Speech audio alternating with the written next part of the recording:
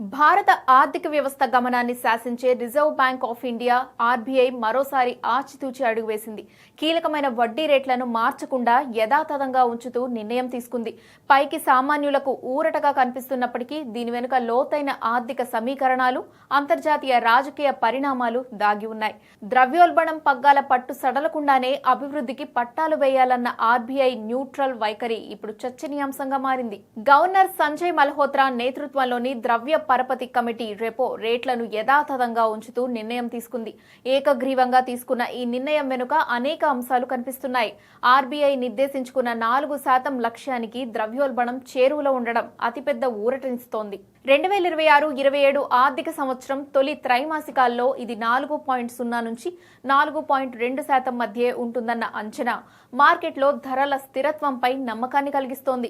Global మార్కెట్లో భౌగోళిక రాజకీయ ఉద్రిక్తతలు పెరిగినప్పటికీ భారత్ కుదుర్చుకున్న కొత్త వాణిజ్య ఒప్పందాలు దేశ ఆర్థిక వ్యవస్థకు రక్షణ కవచంలా మారాయి. అమెరికా వంటి దేశాలతో మారుతున్న వాణిజ్య సంబంధాలను పరిగణలోకి తీసుకున్న ఆర్బీఐ తొందరపడి రేట్లను తగ్గించకూడదని భావించింది. విత్డ్రాయల్ ఆఫ్ అకామిడేషన్ దశ నుంచి పూర్తిగా న్యూట్రల్ వైఖరికి రావడం అంటే ఆర్బీఐ ఇప్పుడు అటు వృద్ధికి ఇటు ద్రవ్యోల్బణానికి సమాన ప్రాధాన్యత ఇస్తోంది.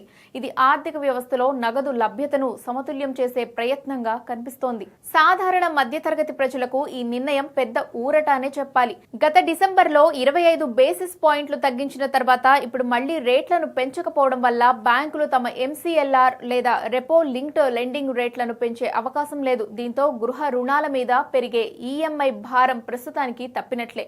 వాహన లేదా వ్యక్తిగత రుణాలు తీసుకోవాలనుకునే వారికి వడ్డీ రేట్లు స్థిరంగా ఉండడం ఒక సానుకూల అంశం.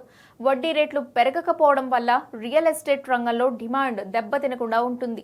ఆర్బీఐ నిర్ణయం సానుకూలంగా ఉన్నప్పటికీ కొన్ని సవాళ్లు పొంచి ఉన్నాయి.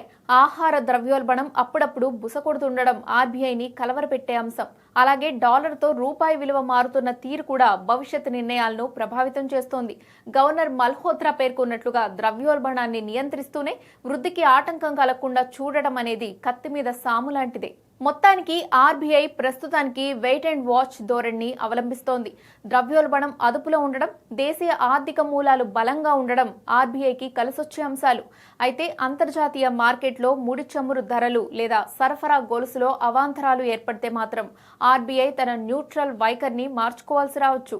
ప్రస్తుతానికి మాత్రం రుణగ్రహీతలు తమ జేబులకు చిల్లు పడకుండా ఉంటుందని ధీమాగా ఉండవచ్చు.